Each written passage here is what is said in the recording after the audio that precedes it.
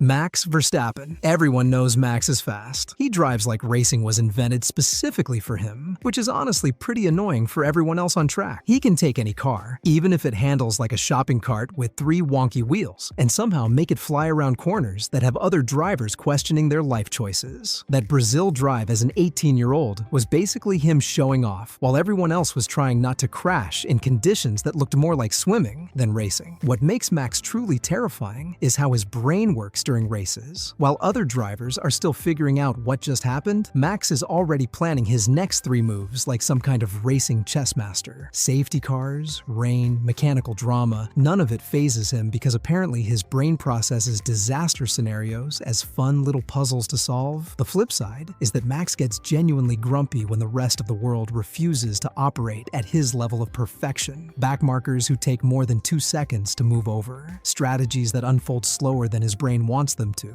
teammates who can't keep up. All of this triggers radio outbursts that range from mildly irritated to full teenage tantrum mode. Sometimes his impatience with mere mortals costs him more time than just being patient would have, but patience apparently wasn't included in his racing superpower package. Charles Leclerc. Monaco is basically Charles's personal art gallery, except instead of paintings, he creates these qualifying laps that make you question whether the same track limits apply to everyone. When he finds that perfect rhythm, especially in qualifying, the Ferrari starts doing things that look impossible until you remember you're watching Charles Leclerc. The connection between Charles and his car goes beyond just being fast. Those pole positions at places like Baku or Austria happen because he pushes right to the edge of what's possible and somehow stays there for an entire lap. But Charles has this habit of pushing past the point where even his talent can save him. The crashes at Monaco, the spins when victory looks certain, they happen because he believes he can find just a tiny bit more speed when the car has already given everything it has. Sometimes, that confidence in his own ability costs him results that were already within reach. Carlos makes everything look easier than it actually is. While other drivers are fighting their cars, Carlos seems to be having quiet conversations with his Ferrari about where they'd like to go next. Watch Carlos during wheel-to-wheel battles, and you'll see someone who thinks several moves ahead. He knows when to attack, when to be patient, when to let someone pass because he'll get them back later with better strategy. This tactical approach has turned him into one of the most reliable point scorers on the grid. The challenge is that Carlos might be too calculated sometimes. Those wild moments where championships get decided often require throwing the plan out the window and trusting pure instinct. While Carlos is executing the perfect strategic drive, some of those legendary performances that happen when reason meets madness might be passing him by. Lando Norris. Everything about Lando screams natural talent. Wet conditions, difficult cars, changing track conditions. None of it bothers him because he adapts faster than most people can figure out what's happening. McLaren's recent success owes a lot to having a driver who can extract pace from cars that shouldn't be that competitive. His feedback to engineers is ridiculously precise, helping the team understand not just what's wrong, but exactly how to fix it. This technical insight, combined with raw speed, has turned McLaren from midfield strugglers into regular podium contenders. The weird thing is that Lando sometimes gets lost in his own head during the biggest moments. Those races where everything's on the line and legends get made sometimes find him overthinking instead of just trusting the incredible instincts that got him this far. Oscar Piastri. Oscar showed up to Formula One like he'd been doing this job for years instead of being a complete rookie, which was honestly kind of rude to everyone else who struggled through their first seasons. His debut year looked like someone playing F1 on easy mode while the rest of the grid was dealing with expert difficulty and wondering why their cars felt so much harder to drive. The scary thing about Oscar is how fast he learns literally everything. Most rookies spend half their first season just figuring out which buttons do what and trying not to embarrass themselves. But Piastri immediately started racing wheel-to-wheel with veterans like it was no big deal. His tire management is already better than drivers who've been doing this for a decade, which frankly seems unfair to everyone else. Sometimes you wonder if Oscar might be almost too perfect though. While he's busy executing flawless drives and never putting a foot wrong, some of those wild moments that create legendary racing memories might be slipping past because they don't fit into his calculated approach. The talent is obviously massive, but those championship-winning drives often need a dash of inspired madness mixed in with all that technical excellence. Lewis Hamilton. Lewis is basically the racing equivalent of that friend who somehow always knows exactly what to do in any situation because they've literally seen it all before. 7 championships and nearly 2 decades of experience have created someone who approaches race weekends like a master craftsman showing up to work with a toolbox full of solutions that most people don't even know exist yet. His racecraft in tricky conditions is the stuff of legend at this point. Rain doesn't slow Lewis down. It just gives him more opportunities to show everyone else why he's considered one of the greatest drivers ever. That mental database of racing situations, setup solutions, and strategic possibilities makes him incredibly dangerous whenever circumstances get complicated and other drivers start making mistakes. The interesting challenge is that sometimes Lewis approaches current situations with solutions that worked perfectly in 2008 or 2014, but might need updating for how Formula One operates today. The cars are different, the regulations have evolved, the competitive landscape has shifted, and occasionally his vast experience library needs some modern additions to match current racing realities. George Russell. George approaches Formula One like the most prepared student in the entire university, showing up to every exam with color-coded notes and backup plans for his backup plans. His preparation is honestly a bit intimidating. The guy has probably memorized every possible scenario that could unfold during a race weekend and practiced his response to each one. His qualifying pace is absolutely brutal when everything clicks. Those one-lap performances find speed that makes everyone else check their data to make sure nothing broke on their cars. George executes whatever strategy the team gives him like he's following a recipe he's memorized perfectly, which makes him the ideal teammate, but sometimes leaves you wondering what would happen if he threw the recipe away and just cooked freestyle. The challenge is that all that preparation and perfectionism might occasionally prevent those wild breakthrough moments that happen when drivers abandon their plans and trust pure racing instinct. George has all the tools to be a champion, but sometimes championships require coloring way outside the lines that perfect preparation draws. Fernando Alonso. Fernando is 44 and still making drivers half his age look amateur, which honestly seems unfair to everyone else. 2 decades of racing have turned him into someone who can extract performance from any car through some combination of skill, experience, and what might actually be supernatural powers. His racecraft remains fascinating. Every defensive move perfectly timed, every attack calculated to perfection. Give Fernando a struggling car, and somehow it ends up scoring points that the engineering data says shouldn't be possible. But sometimes, Fernando's vast experience creates expectations based on how Formula One used to work, rather than how it works now.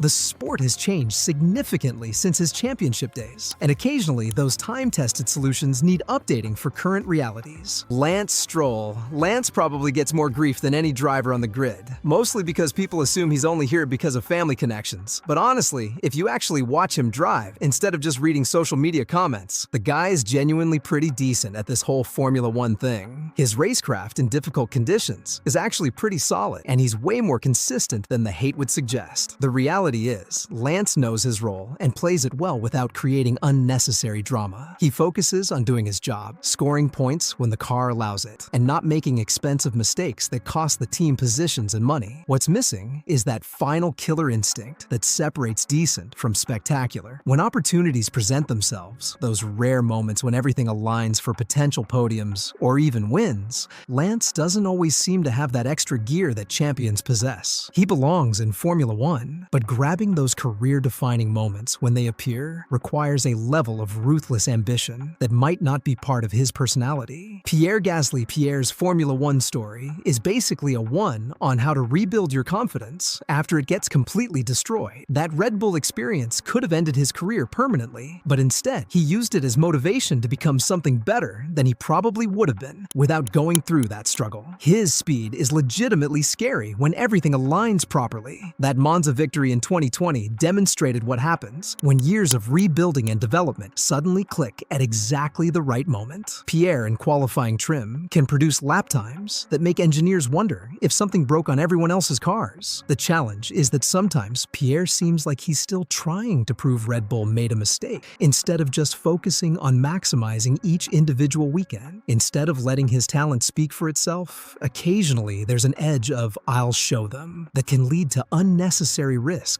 when patience might produce better results. Yuki is basically pure chaos energy compressed into the smallest possible human package, and somehow this combination creates absolutely ridiculous amounts of speed. The guy is tiny, but drives like he's trying to prove that size means absolutely nothing when you're piloting a Formula One car at speeds that would terrify most mortals. His qualifying pace in optimal conditions can be genuinely shocking. Yuki's approach to racing is beautifully aggressive, attacking situations that other drivers might approach more cautiously, and occasionally pulling off moves that look impossible until you realize they just happen. The flip side is that all that aggressive energy sometimes works against him when patience would be more productive. Frustrated, Yuki makes decisions that calm Yuki would probably reconsider, turning promising race situations into learning experiences that might have been point-scoring opportunities with slightly more strategic thinking. Nico Hulkenberg. And Nico represents one of Formula One's most fascinating puzzles because he's genuinely excellent at almost everything except the one thing that matters most: converting strong performances into podium celebrations. Over a decade of consistently good drives, perfect professionalism, and the ability to jump into any car and immediately be competitive. Yet somehow, those magical moments that transform careers remain elusive. His super sub abilities are legendary throughout the paddock. If you need someone to fill in at the last minute, call Nico. He'll show up, figure out the car immediately, and probably outperform drivers who've been in that seat all season. His feedback helps teams develop better cars. His racecraft is mature, and his approach is exactly what any team would want from a professional driver. The mystery is why all that skill and preparation never quite translates into those breakthrough performances that separate good drivers from podium finishers. Everything looks perfect on paper: the speed, experience, even professionalism. But Formula One has this weird way of withholding its biggest rewards from drivers who seem to deserve them most. Alexander Albon Alex has lived through Formula One's brutal reality check and emerged with hard-earned wisdom about how unforgiving this sport can be. His Red Bull experience could have destroyed his career,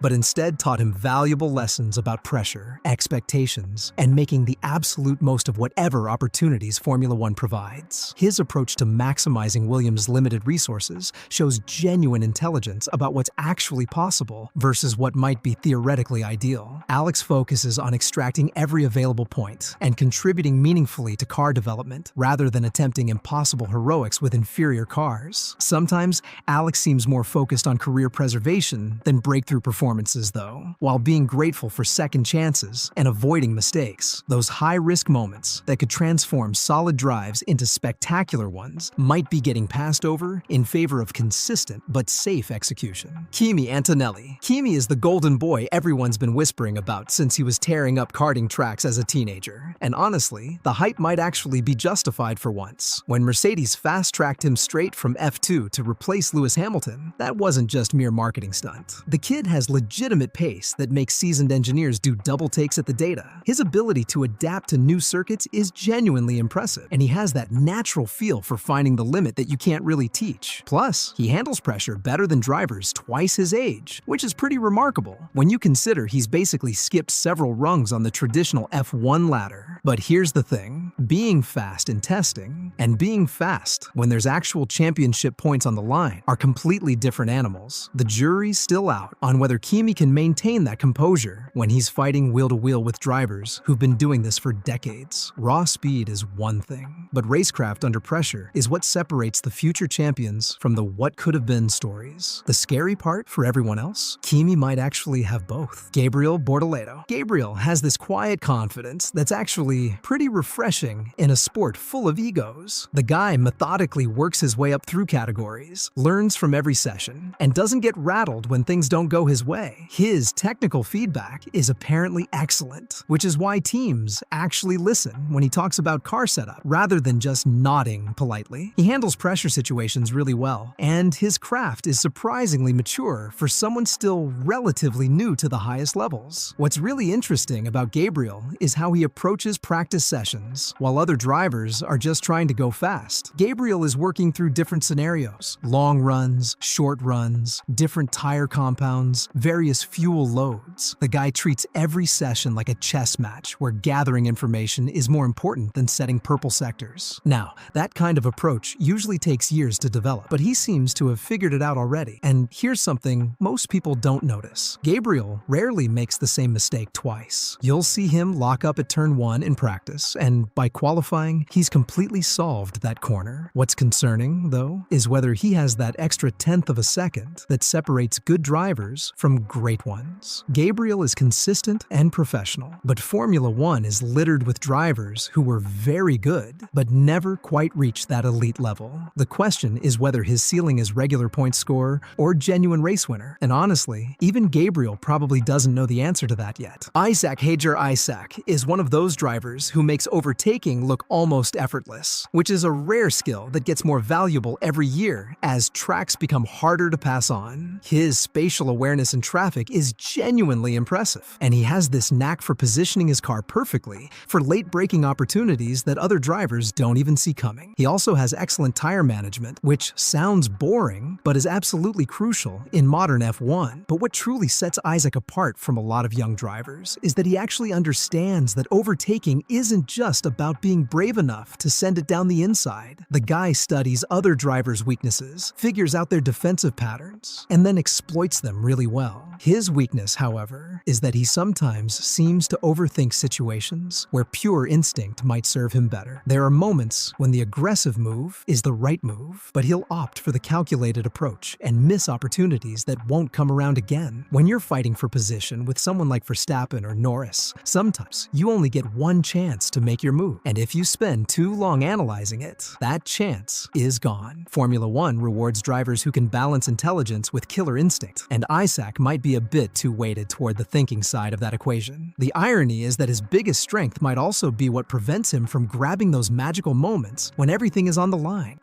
Lawson. When Liam gets behind the wheel, there's a switch that flips, and suddenly he's willing to put the car in places that seem physically impossible. His defensive driving is borderline artistic, and he has zero problem making himself as wide as the regulations allow when someone's trying to get past. What's particularly fascinating about Liam is how he approaches F1 racing. The guy genuinely seems to enjoy the mental battle aspect of racing. He'll make moves that aren't necessarily about gaining position immediately, but about getting into his opponent's head. Like, he'll defend aggressively at turn 1 just to let the other driver know that passing him won't be easy anywhere else on the track. That kind of mental game is usually something veterans develop over years, but Liam seems to have it naturally. But Lawson sometimes lets his competitive nature get the better of him in situations where discretion might be the better part of valor. He'll fight for positions, even when the smart play would be to concede and live to fight another day. That warrior mentality is admirable, but Formula One is ultimately about championship points, not winning every single battle on track. The challenge for Liam is learning when to pick his battles. Oliver's debut with Ferrari wasn't just impressive because he didn't crash. It was impressive because he looked like he belonged there from lap 1. That kind of natural composure usually takes years to develop, but Oliver had it immediately. Most drivers would be shaking in their boots getting thrown into a Ferrari mid-season, but Oliver just got on with the job. His technical understanding goes way beyond his years too. He can articulate exactly what the car is doing wrong and suggest setup changes that might fix it. That maturity is exactly why teams are taking notice. They want drivers who make their job easier, not harder. Oliver's racecraft in close quarters is surprisingly refined for someone so young. He knows when to be aggressive and when to be patient, which is rare among drivers his age who usually default to full attack mode. But where it gets potentially concerning for Oliver is he might be too nice for his own good. Formula One rewards ruthlessness, and there are moments where you need to make moves that other drivers won't appreciate. Oliver seems almost apologetic about fighting for position sometimes, like he doesn't want to upset anyone. Well, that's admirable as a person, but champions need a streak of selfishness that Oliver might just be missing. The question is whether he has that final gear that separates good from great. He's smooth, intelligent, and mistake-free, which will get him a solid F1 career, but the absolute elite drivers have this ability to find something extra when everything matters most. Franco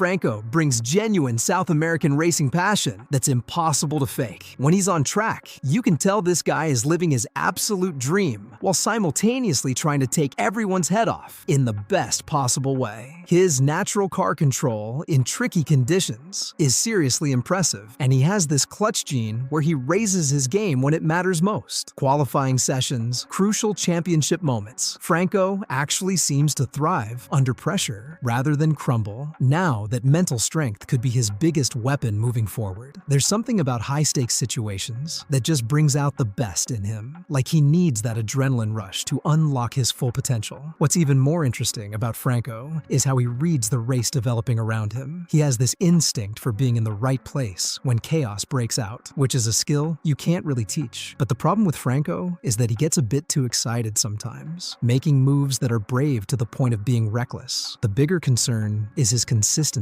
When Franco's on form, he's genuinely spectacular. But when he's having an off day, things can go very wrong very quickly. Esteban Esteban's basically become Formula One's version of that reliable friend who always shows up when you need them. No drama, no excuses, just puts his head down and gets the job done week after week. The genuinely impressive thing about Esteban is how he's turned being the sensible choice into an actual career strength. Teams know exactly what they're getting. Solid points when the car is good, damage limitation when it's not, and zero off-track nonsense that might distract from the engineering work. In an era where almost everyone seems obsessed with social media drama, that predictability is worth its weight in gold. The guy's comeback story is actually pretty remarkable when you think about it. Getting dropped by Force India, watching from the sidelines as other drivers took opportunities that could have been his, then slowly rebuilding his reputation through pure professionalism. His racecraft has this understated intelligence to it that's easy to miss if you're not paying attention. The flip side of Esteban is that he's almost too sensible sometimes. There are moments in races where the aggressive play might pay off huge, but Esteban will take the safe option and settle for sixth instead of risking it all for third. When you watch the truly great drivers, they have this ability to recognize those split-second moments where everything is possible, and they seize them without hesitation. Esteban has the speed and the brain, and his Hungary victory proved he can deliver when the stars align. However, what he might be missing is that slight touch of controlled madness that makes legends. He's definitely the driver you want in your corner for a championship fight, but probably not the one leading the charge.